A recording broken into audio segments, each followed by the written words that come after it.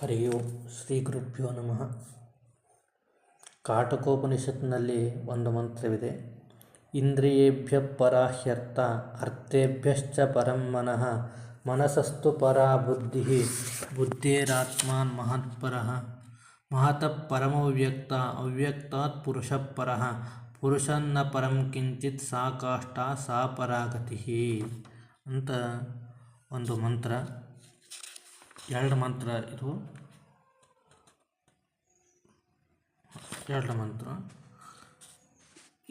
ಮೇಲ್ನೋಟಕ್ಕೆ ತೋರುವಂಥ ಅರ್ಥ ಏನು ಅಂದರೆ, ಇಂದ್ರಿಯಕ್ಕಿಂತಲೂ ವಿಷಯಗಳು ಶ್ರೇಷ್ಠ, ವಿಷಯಕ್ಕಿಂತಲೂ ಮನಸ್ಸು ಶ್ರೇಷ್ಠ, ಮನಸ್ಸಕ್ಕಿಂತಲೂ ಬುದ್ಧಿ, ಬುದ್ಧಿಗಿಂತಲೂ ಮಹತ್ತತ್ವ, ಅದಕ್ಕಿಂತಲೂ ಅವ್ಯಕ್ತ ತತ್ವ, ಅವ್ಯಕ್ತ ತತ್ವಕ್ಕಿಂತಲೂ ಪುರುಷ, ಇವನು ಶ್ರೇಷ್ಠ ಅಂತ ಈ ರೀತಿಯಾಗಿ ತೋರ್ತದೆ. ಅದಕ್ಕೆ ಶ್ರೀಮದಾಚಾರ್ಯ ಹೇಳ್ತಾರೆ, ಕೇವಲ ಇದು ಜಡಪರತೆಯ ವ್ಯಾಖ್ಯಾನವಲ್ಲಕ್ಕಿಂತೂ ಇವು ಆಯಾ ಪದಾರ್ಥಗಳಲ್ಲಿರುವಂಥ ದೇವತೆಗಳು, ಆ ದೇವತೆಗಳಂತೂ ಮುಂದಿರುವಂಥ ದೇವತೆಗಳು ಶ್ರೇಷ್ಠ ಅಂತ ಈ ರೀತಿಯ ತಿಳಿರಿ.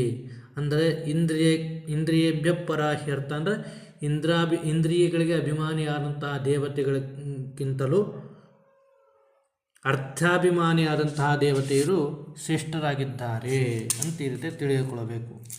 ಇಲ್ಲಿ ಇಂದ್ರಿಯಗಳಿಗೆ ಅಭಿಮಾನಿಯಾದಂಥ ದೇವತೆಗಳು ಅಂತ ಹೇಳ್ತಾ ಇದ್ದೀರಿ. ಅದನ್ನೇ ಅದು ದ್ರೇವೇಭ್ಯ ಇಂದ್ರಿಯಾತ್ಮಾಭ್ಯ ಜಾಯಾಂಸಂ ಅರ್ಥಾಭಿಮಾನಿನಃ ಅಂದರೆ ಇಂದ್ರಿಯಾಭಿಮಾನಿಗಳಿಗೆ ಆದಂಥ ಯಾರು ಅವರಕ್ಕಿಂತಲೂ ಉತ್ತಮರಾಗಿದ್ದಾರೆ, ಜ್ಯೇಷ್ಠರಾಗಿದ್ದಾರೆ ಅರ್ಥಾಭಿಮಾನಿನಃ, ಅರ್ಥಾಭಿಮಾನಿ ದೇವತೆಗಳು ಅಂತ ಈ ರೀತಿ ಅಭಿಮಾನಿತೆಯ ವ್ಯಾಖ್ಯಾನ ತಿಳಿದುಕೊಳ್ಳಬೇಕು ಅಂತ ಈ ರೀತಿ ತೋರಿಸ್ತಾ ಇದ್ದಾರೆ. ಆಯಿತು, ಅಭಿಮಾನಿಗಳು ಇಂದ್ರಿಯಾಭಿಮಾನಿಗಳಾದಂಥವ್ರಿಗಿಂತಲೂ ಅರ್ಥಾಭಿಮಾನಿಗಳು ಶ್ರೇಷ್ಠ. ಇಂದ್ರಿಯಾಭಿಮಾನಿಯಾದಿಗಳು ಯಾರ್ಯಾರು? ಚಕ್ಷುರೇಂದ್ರಿಯ, ರಸನೇಂದ್ರಿಯ, ಶ್ರೋತ್ರೇಂದ್ರಿಯ, ಘ್ರಾಣೇಂದ್ರಿಯ, ಈ 5 ಇಂದ್ರಿಯಗಳು. ಆ 5 ಇಂದ್ರಿಯಗಳಿಗೆ ಅಭಿಮಾನಿಗಳು ಯಾರು ಹಂಗಂದರೆ, ಪ್ರತಿಭಿಮಾನಿಗಳು ಯಾರು ಅಂತಂದರೆ ಅದನ್ನು ಹೇಳ್ತಾರೆ. ಈಗ ಸೋಮ ಇವನು ಶ್ರೋತ್ರೇಂದ್ರಿಯಕ್ಕೆ, ವಿತ್ತಪ ಅಂದರೆ ಕುಬೇರ ಇವನು ತ್ವಗೀಂದ್ರಿಯಕ್ಕೆ, ಸೂರ್ಯ ಇವನು ಚಕ್ಷುರೇಂದ್ರಿಯಕ್ಕೆ, ವರುಣ ರಸನೇಂದ್ರಿಯಕ್ಕೆ ಅಭಿಮಾನಿ, ಅಶ್ವಿನಿ ದೇವತೆಗಳು ಘ್ರಾಣೇಂದ್ರಿಯಕ್ಕೆ ಅಭಿಮಾನಿ ದೇವತೆ. ಇನ್ನು ಕೈಗಳಿಗೆ ಇಂದ್ರ ಅಭಿಮಾನಿ, ಪಾದಗಳಿಗೆ ಜಯಂತ, ಪಾಯುವಿಗೆ ಯಮ, ಉಪಸ್ಥಾಕ್ಕೆ ಅಂದರೆ ಗೃಹೇಂದ್ರಿಯಕ್ಕೆ ದಕ್ಷ ಇವನು ಅಧಿಪತಿ. ಅದನ್ನೇ ಹೇಳಿದ್ರು ಶ್ರೀಮದಾಚಾರ್ಯ ವಾಕ್ಯದಲ್ಲಿ, ಸೋಮ ವಿತ್ತಪ ಸೂರ್ಯಪಾಹ ಅಶ್ವಿನೀಂದ್ರಿಯ ಇಂದ್ರಸೂನವಾಹ ಯಮೋ ದಕ್ಷಶ್ಚೇಂದ್ರಿಯೇಶಃ ಅಂತ ಈ ರೀತಿಯಾಗಿ ಇವರೆಲ್ಲರೂ ಕೂಡ ಇಂದ್ರಿಯಾಭಿಮಾನಿ ದೇವತೆಗಳು. ಇವರು ಇಂದ್ರಿಯಾಭಿಮಾನಿ ದೇವತೆಗಳು.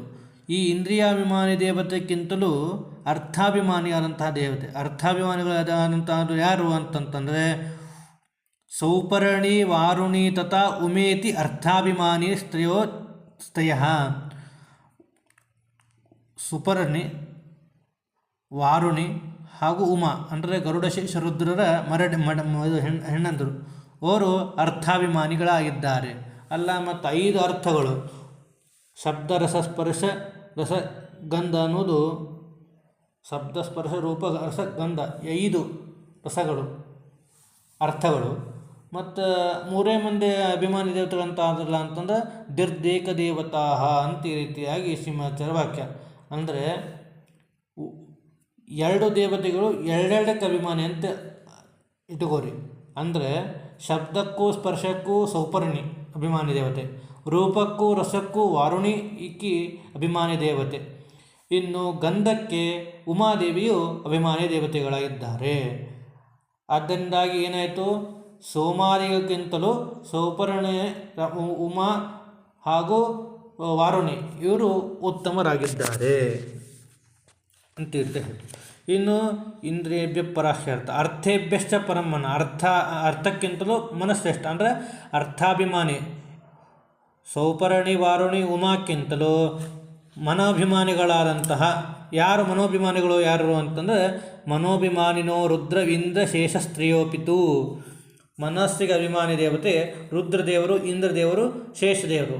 ಮನಸ್ಸಿನಲ್ಲಿ ಅನೇಕ ಪ್ರಕಾರವಿದೆ. ಆ ಅನೇಕ ಪ್ರಕಾರಗಳಲ್ಲಿ ಒಬ್ಬೊಬ್ಬರು ರುದ್ರದೇವರೊಂದಕ್ಕೆ ಇನ್ನೊಂದಕ್ಕೆ ಶೇಷದ ಹಿಂಗೆ ತೆಗೆದುಕೊಳ್ಳಬೇಕು. ಆದ್ದರಿಂದಾಗಿ ಮನೋಭಿಮಾನಿಗಳಾದವರು ಯಾರು ಅಂತಂದರೆ ರುದ್ರ ಹಾಗೂ ಗರುಡಶೇಷರು. ಅವರು ಉಮಾಕ್ಕಿಂತಲೂ ಉತ್ತಮರಾಗಿದ್ದಾರೆ, ಶ್ರೇಷ್ಠರಾಗಿದ್ದಾರೆ. ಅವರಕ್ಕಿಂತಲೂ ಯಾರು ಅಂತಂದರೆ ಮನಸ್ಸಸ್ತು ಪರಾಬುದ್ಧಿ ಅಂತಂದರೆ ಬುದ್ಧಿ ಶಬ್ದಕ್ಕೆ ಇಲ್ಲಿ ಸರಸ್ವತಿ ಅಂತ ತೆಗೆದುಕೊಳ್ಬೇಕು. ಅದನ್ನೇ ತೇಭ್ಯ ಬುದ್ಧಿ ಸರಸ್ವತಿ, ಅವಳು ಉತ್ತಮಳಾಗಿದ್ದಾಳೆ. ಆ ಬುದ್ಧಿಗಿಂತಲೂ ಮಹತ್ಪರ ಅಂದರೆ ಮಹತ್ ಅಂದರೆ ಬ್ರಹ್ಮ, ತಸ್ಯಾಹ ಬ್ರಹ್ಮ ಮಹಾನ್ ಆತ್ಮ ಅಂದರೆ ಆತ್ಮ ಮಹಾನ್ ಅಂತಂದರೆ ಯಾರು ಅಂತಂದರೆ ಬ್ರಹ್ಮದೇವರು. ಇವರು ಸರಸ್ವತಿಗಿಂತಲೂ ಉತ್ತಮರಾಗಿದ್ದಾರೆ. ಮಹತಃ ಪರಮೋ ವ್ಯಕ್ತ ಅಂದರೆ ಮಹತ್ತತ್ವಾಭಿಮಾನಿಗಳಾದಂತಹ ಬ್ರಹ್ಮದೇವರಕ್ಕಿಂತಲೂ ಅವ್ಯಕ್ತ ತತ್ವಾಭಿಮಾನಿಯಾದಂತಹ ರಮಾದೇವಿಯು ಉತ್ತಮಳಾಗಿದ್ದಾಳೆ. ಅವಳಕ್ಕಿಂತಲೂ ಅವ್ಯಕ್ತಾತ್ ಪುರುಷಪರ, ಆ ಅವ್ಯಕ್ತ ತತ್ವಾಭಿಮಾನಕ್ಕಿಂತಲೂ ಪರಮಾತ್ಮ ಇವನು ಉತ್ತಮನಾಗಿದ್ದಾನೆ, ಶ್ರೇಷ್ಠನಾಗಿದ್ದಾನೆ ಅಂತ ಇರ್ತೇವೆ. ಆ ಪುರುಷನ್ನ ಪರಂಕಿಂಚಿತ್ ಸಾ ಕಾಷ್ಟ ಸಾ ಪರಾಗತಿ, ಆ ಪರಮಾತ್ಮಕ್ಕಿಂತಲೂ ಪೂರ್ಣರಾದವರು ಯಾರೂ ಇಲ್ಲ. ಅವನೇ ಕೊನೆಯದವನು, ಅವನೇ ನಮಗೆ ಜ್ಞಾನಪ್ರದ, ಅವನನ್ನೇ ಕೊನೆಗೆ ನಾವು ಆಶ್ರಯಿಸಬೇಕು ಅಂತ ಈ ರೀತಿಯಾಗಿ ಉಪನಿಷತ್ತಿನ ಅರ್ಥ ಅಂತ ಹೇಳ್ತಾ ಇದ್ದಾರೆ. ಅಲ್ರಿ ಸರಿ, ನೀವೇನು ಮಾಡಿದ್ರಿ, ಅಭಿಮಾನಿ ಪರತೆಯ ಅರ್ಥ ಮಾಡಿ ಇವುಗಳನ್ನು ಗೆಲ್ಲಬೇಕು ಅಂತ ಅರ್ಥ ಹೇಳಿಕತ್ತಾರೆ ಶ್ರುತಿ. ಮತ್ತು ಗೆಲ್ಲೋದು ಹೆಂಗೆ ಸಾಧ್ಯ? ಇವು ದೇವತೆಗಳು ಅಂತಂದ ಮೇಲೆ ದೇವತೆಗಳನ್ನು ಗೆಲ್ಲಲಿಕ್ಕೆ ಸಾಧ್ಯ ಇಲ್ಲಲ್ಲ ಅಂತಂದರೆ ಗೆಲ್ಲೋದನ್ನು ಹಂಗಲ್ಲ.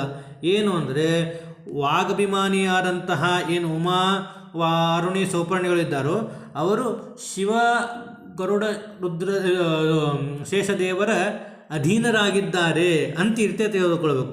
ಅದೇ ರೀತಿಯಾಗಿ ರುದ್ರಾದಿಗಳು ಸರಸ್ವತಿಯ ಅಧೀನರಾಗಿದ್ದಾರೆ, ಸರಸ್ವತಿ ಬ್ರಹ್ಮದೇವರ ಅಧೀನರಾಗಿದ್ದಾರೆ, ಬ್ರಹ್ಮದೇವರು ಲಕ್ಷ್ಮೀದೇವಿ ಅಧೀನರಾಗಿದ್ದಾರೆ, ಲಕ್ಷ್ಮೀದೇವಿ ಪರಮಾತ್ಮ ಅಧೀನರಾಗಿದ್ದಾಳೆ ಅಂತ ಅಧೀನತೆಯ ಜ್ಞಾನವನ್ನು ಮಾಡಿಕೊಳ್ಳಬೇಕು ಅಂತ ಈ ರೀತಿಯ ಅರ್ಥ. ಶ್ರೀಕೃಷ್ಣ ಅರ್ಪಣಮಸ್ತು.